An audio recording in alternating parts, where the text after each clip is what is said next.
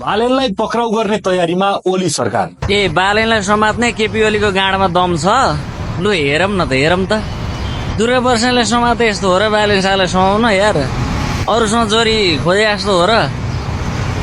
जहाँ बसेको छ जुन ठाउँमा बसेको छ नि त्यही ठाउँमा फेरि जिउँदै आगो लगाइन्छ नि त केपी ओलीलाई त। बालेनलाई चाहिँ नजिस्काए हुन्छ है। त्यो समाचार भन्न पनि अलिकति लाज लाग्दैन यस्तो खालको समाचार भन्न। बालेन शाहलाई केपी ओलीले समाउने। केपी ओली प्रधानमन्त्री त होइन राष्ट्रपति भए पनि बालेन शाहलाई छुन सक्दैन है। यो कुरामा चाहिँ दुई मत छैन। जिउँदै जलाउँछन् हो बालेन शाहको समर्थकले। हामी जलाउँछौँ हामी छौँ नि। बालेन शाह एक्लै छ भने सोचे होला होइन। एक्लै छैन बालेन शाह एक्लै छैन है। यो कुरामा चाहिँ अलिकति सोचेर कदम चाल्नु।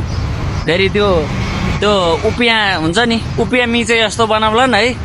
त्यो यस्तरी समातेर चाहिँ उपियाँलाई यसरी मिचे जस्तै मात्रै हो। फेरि अलिक विचार गरेर कदम चाल्नु। बालेन शाहलाई छुनुभन्दा अगाडि 10 चोटि सोध्नु, चिना हेराउनु, हात हेराउनु अनि पूजाआजा गरेर मात्रै छुनु। बालेन शाहलाई चाहिँ उडुस मिचे जस्तो मिच्छन् है। याद गर्नुहोस्।